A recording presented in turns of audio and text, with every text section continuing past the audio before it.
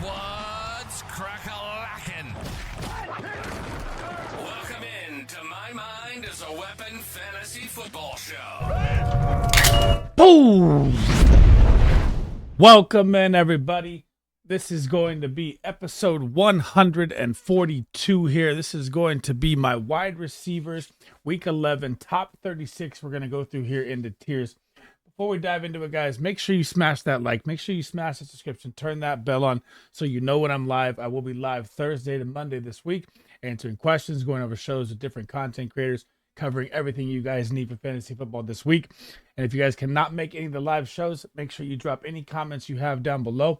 It does not have to pertain to this video. One of my goals is to try and answer every single question you guys have to help you get that weekly win and get you that ultimate goal of a championship, guys. And also, my kickers, defenses, waiver wires, quarterbacks, running backs, those are all out. I'm going to try and get my tight ends out tonight. I don't know if I'll make it. We're going to the movie here in a little bit. We're going to go see the new Venom here. So possibly maybe later tonight I'll get that out. Now, let's dive into my wide receiver top 36 for week 11, guys. So if you guys are new to the channel, this is my wide receiver ranking board for week 11. You're going to see the baller tier at the top, the must-start smash wide receivers, tier 1, tier 2, tier 3, tier 4, tier 5.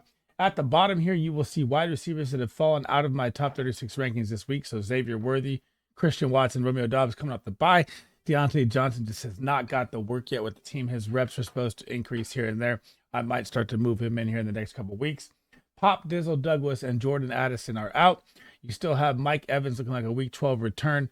Michael Pittman has also been injured. We don't know if he's going to be back as well. And then on the far right, the wide receivers that are on a bye with Marvin Harrison and Malik Neighbors. Make sure they are out of your lineups, guys. Now, number one, Jamar Get Silly Chase is absolutely ridiculous. He was my wide receiver 1 on the season. I think we can check mark ping, lock that one in already. After a 46-game performance, 303 touchdowns, he just literally won every one of fantasy week by himself.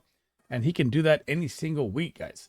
Now you're going to get a matchup here in Sunday Night Football versus the Los Angeles Chargers. And I don't care who he's playing against. It doesn't even matter to me.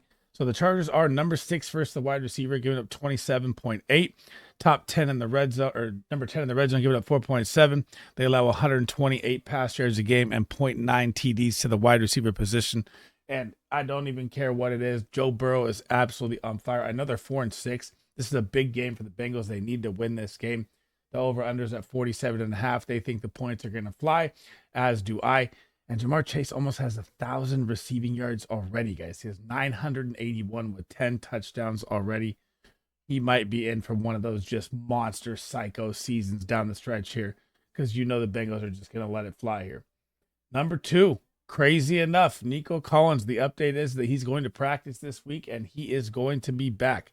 And he is going to get the Dallas Cowboys, who are absolutely depleted offensively, defensively. They're hurt across the board. Now, before he got injured, he was leading the NFL in receiving yards by a mile. So plug and play him right back in. I have him as my wide receiver 2 on the week. The Dallas Cowboys are 19th versus the wide receiver, getting 33 points. In the red zone, they really struggle. They rank 26th. They give up 150 pass yards a game and 1 touchdown to the wide receiver position. But the Texans' offense has not been the same since he's been gone. Getting him back is going to elevate C.J. Stroud. It's even going to elevate Tank Dell, who I'm going to pull up here as well. I'm going to talk about him. I forgot I got to do both wide receivers at once here. So Tank Dell is down there, my wide receiver 27. I also forgot T. Higgins with the Bengals as well. T. Higgins is my wide receiver 23 on the week if he's out there playing. So make sure you're paying attention to the updates with T. Higgins as they go through the week. But it says day to day now. He was close last week. Should be out there this week. And man, the Bengals season's on the line. I don't know if this guy's even hurt. Get out there and get with your team, man, and start playing at this point. I mean, if you've been a T. Higgins owner, it has been so frustrating this season. It's crazy. Number 3. I know the wrist. I know he didn't play that well against the Rams. He got the touchdown with the weird celebration with OBJ, but it is going to be Tyreek Hill. And you are going to get the Las Vegas Raiders. So the Las Vegas Raiders are actually good versus the wide receiver. They rank 5th, give up 27.3. They rank 19th in the red zone. So about top 13 to 14 defense overall, giving up 118.9 receiving yards to the wide receiver position in the game and 0.8 touchdowns a game. But you haven't played the Miami Dolphins. And now the Dolphins got their big win they needed over the Rams. They're about to get 2 easy games here, possibly 2 easy dubs here for the Dolphins to get them back in contention. And I expect Tyreek Hill to have a monster game here soon. It just hasn't been a Tyreek Hill season to me. It's like, well, I know you had Tua gone, right? So you missed the time when Tua was out. But this guy hasn't had a 20-point fantasy game besides week 1 versus Jacksonville, who's the worst secondary in football. His time is due. He's going to pop here. And I just feel that 80-yard Tyreek Hill touchdown coming. I have him at wide receiver 3. Wide receiver 4 is going to be Amon-Ra St. Brown. And this one's going to be like a temper your expectation one here. Because we don't know if T-Law is going to be out there. We don't know if T-Law's season is over. And if the Detroit Lions get up early and Amon-Ra hasn't scored early, I mean, it could be just a floor game for him of like 7 to 8 to 10 points possibly. But if T-Law could be out there, the Jacksonville Jaguars are your fantasy football pot of gold. So if you've subscribed to my channel before, I use 3 teams as a pot of gold. The Jaguars are one. They cannot stop the run. They cannot stop the pass. They cannot stop the tight end. They can't stop anything. So they rank 28th, giving up 36.3 points. They do rank 11th in the red zone, so they stingy up a little bit there. But they have 167 pass yards just to the wide receiver position alone, which is bottom 3 in the NFL. And they allow 1 touchdown to the wide receiver position a game. And the Detroit Lions, man, coming off that 5 interception game, which is very weird for Goff, still got the win.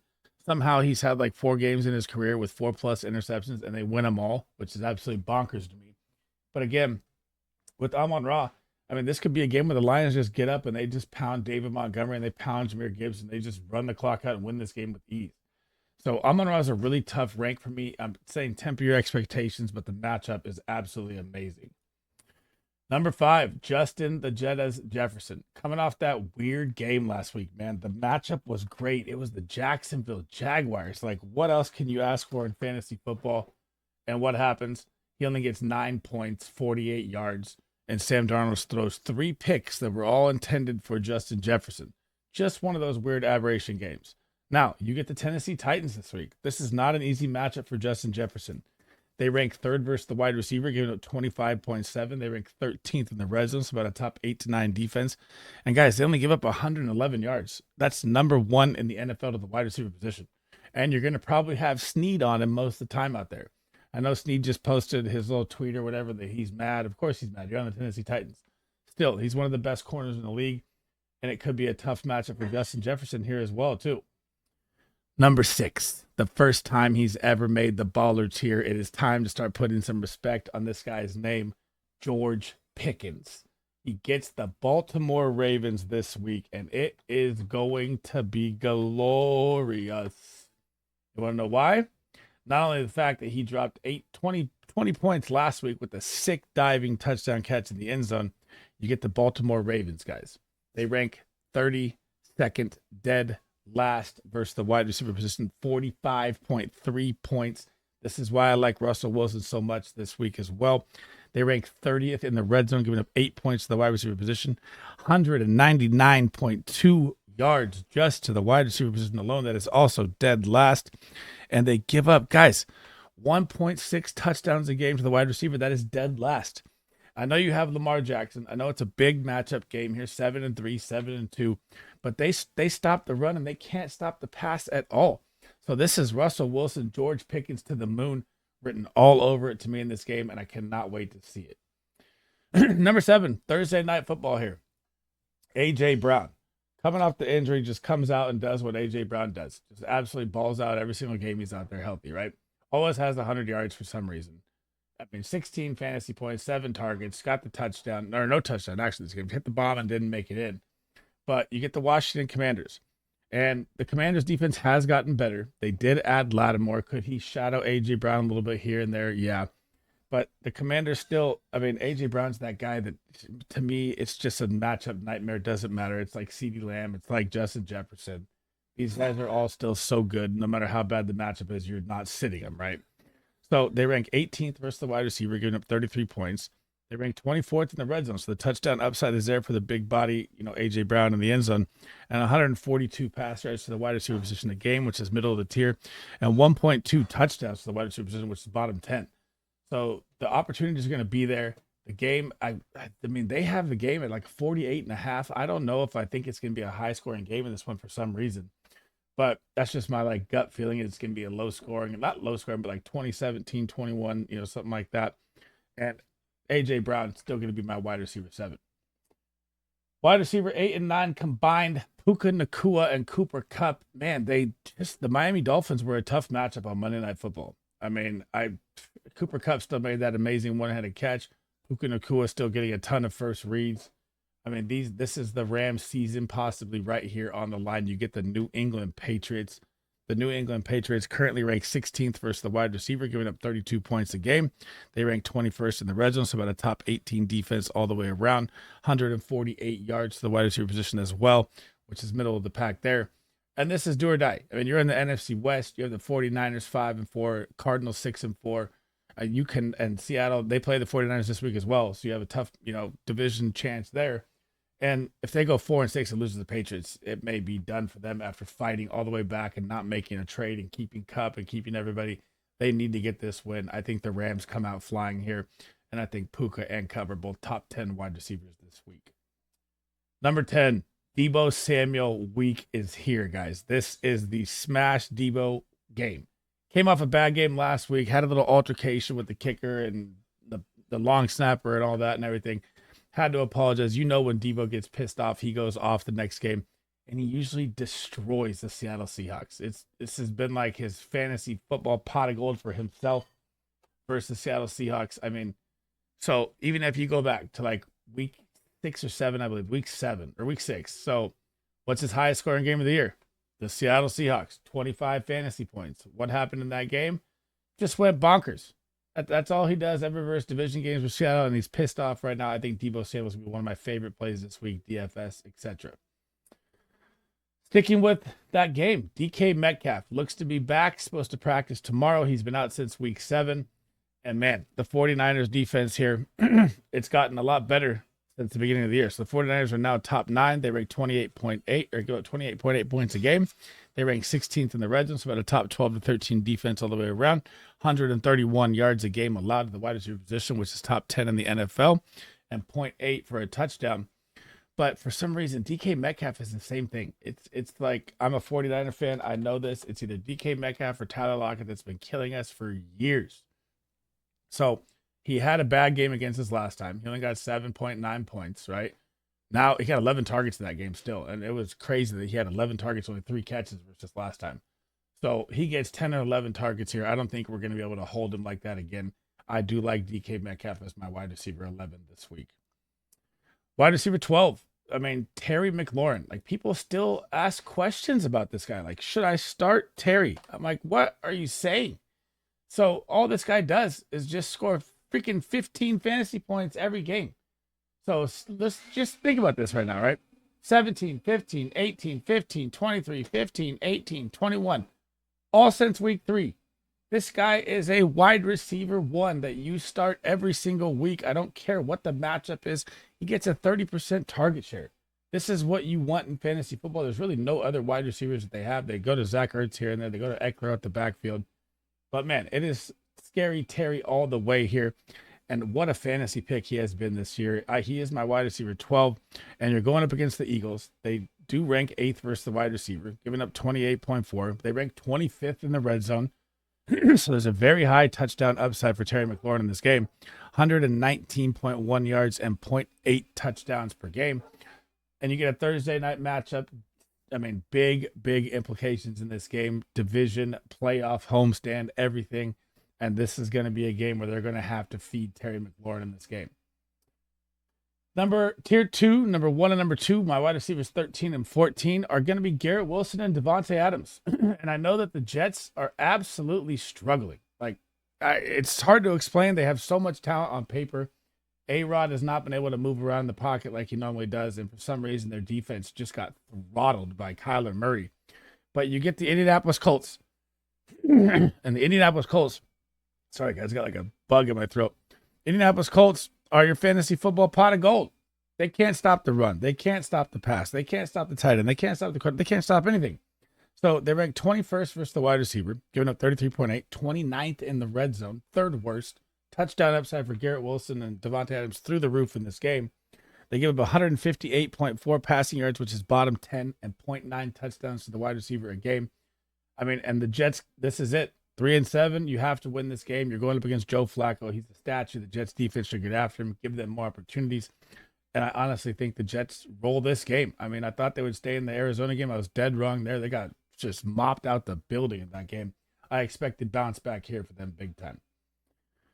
Number 15, and God, man, it is rough. I didn't even really want to rank him this high. I thought about like putting him in 2025. I just figured I'd get screamed at by everyone for doing that. CD Lamb, and it's done in Dallas. It's officially over. Cooper Rush just passed for 45 yards last game. CD Lamb just absolutely atrocious showing. I mean, look at his numbers, man. He had 6 catches for 21 yards. That is a literal like 3.2 average per 3.5 average per catch. I mean, they cannot get the ball down the field with Cooper Rush. It is not going to happen. CD Lamb is going to be the absolute focal point. I feel like if you own CD, you just got to try and get out at any cost you can right now, even if it's not worth the value. Because you could say, yeah, he's going to see volume, but he's going to see terrible volume. Like, sorry, not terrible volume, but terrible, the way you look at the volume. So like how good the passes are, how open is he going to be? I think it's really going to be rough for CD Lamb from here on out. And this is probably the highest I'm going to rank him for the rest of the season at 15. Wide receiver 16. I know it's been a struggle. DJ Moore. I know you get the Packers. I know, and I know. But guess what? Shane Waldron is now out of town. This guy has been absolutely killing the Chicago Bears offense. So they get the Green Bay Packers this week. The Green Bay Packers fresh off the bye, right? Of course, they're going to be ready to rock and roll. They're 12th versus the wide receiver, giving up 29.9. They're 27th in the red zone, giving up 7.6. So the touchdown upside is there for DJ Moore or Keenan Allen or Romo Dunze. But I firmly believe it's going to be DJ Moore that gets back on track here in this game. Even though you could see a little Jair Alexander here and there, still he doesn't shadow all over the place. Doesn't bother me there. And 1 touchdown per game the Green Bay Packers give up. And the way the Bears are reeling right here, they're going to need a big game from DJ Moore here. And I like DJ Moore this week. Coming in at number 17, Drake London. So I didn't know about this one, man. I really thought about dropping him lower and lower and lower. You're going to draw the Denver Broncos. You're going to draw Pat Surtain. Me, the number 1 defense in fantasy football. They're number 4 versus the wide receiver, giving up 26.5. They're number 15 in the red zone. They allow 5.2 points per game in the red zone. They also give up 122.6 pass yards to the wide receiver position with 0.6 touchdowns a game. And, man, look at DeAndre Hopkins last week. I said the same thing. I was like, it's going to be tough out there for him. And Patrick Surtain, after letting Zay Flowers the week before not shadow him at all, decided to fully lock up DeAndre Hopkins the whole game. He didn't really fully lock him up, but he shut him down pretty much, slowed him down as much as you can. So Drake London, I mean, they got good corners besides him as well, too. I think it could be tough for Mooney and Drake in this game. I have Mooney. I keep forgetting about the double wide receivers. I have Mooney down here as wide receiver 33 as well. And I think when I went to Jay Season as well to go along with DK Metcalf, so I'll throw him up here. I forget where. I think he's 35.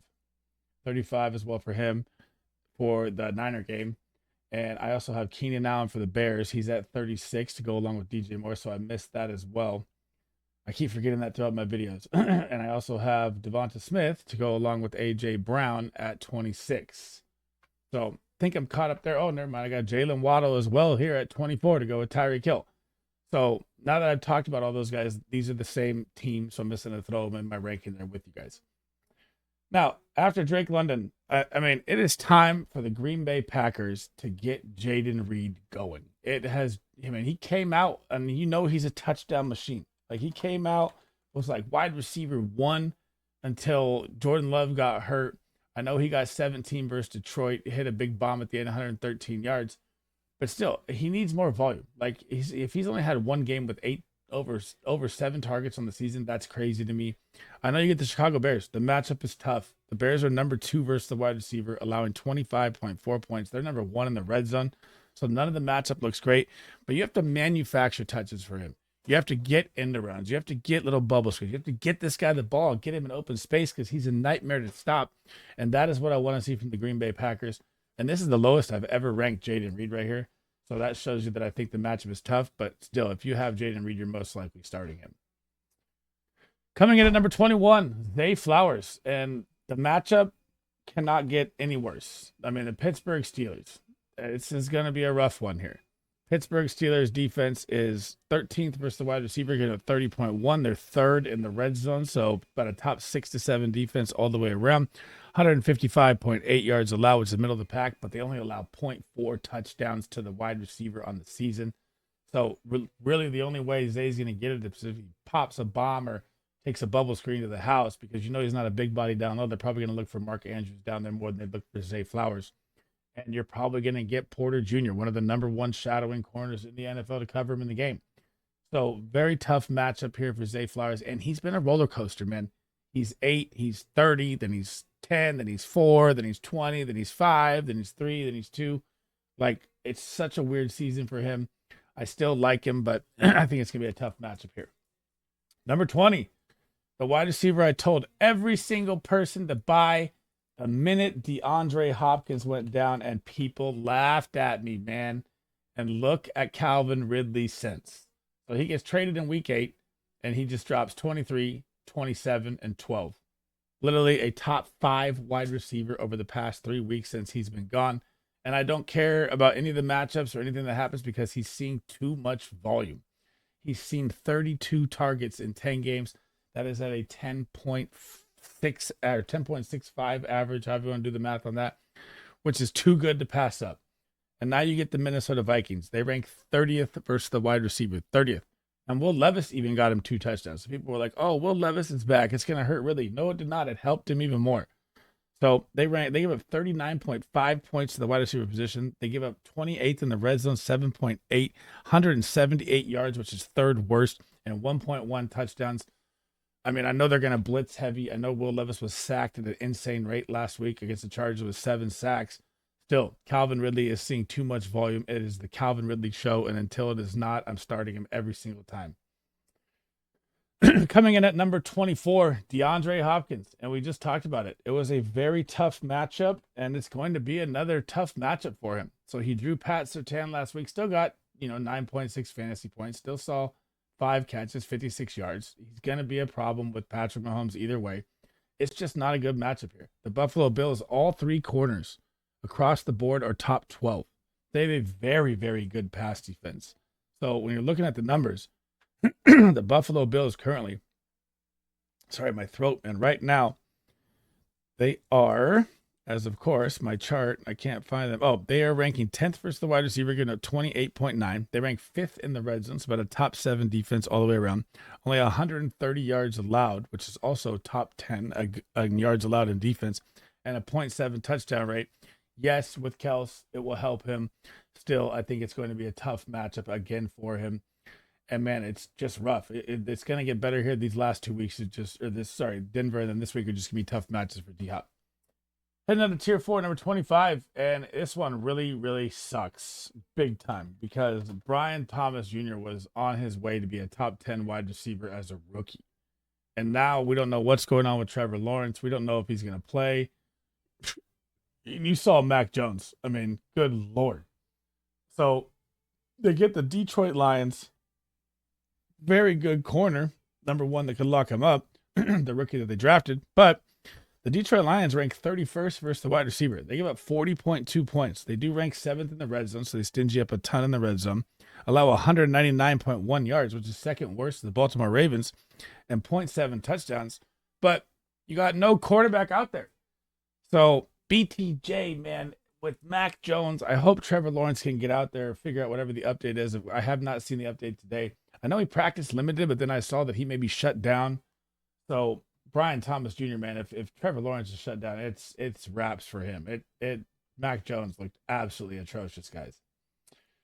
Coming in next to him, Cedric Tillman. I mean, this has been the steal of fantasy since I posted it on my waiver wire and my smash play, like, I don't know, 3-4 weeks ago, right? So just look at these numbers. 12 targets, 11 targets, 9 targets. That is a 10-plus target average. 20 points, 28 points, 20 points. That's a 24-point average per game with Jameis Winston. He's had 3 touchdowns in his 3-game span.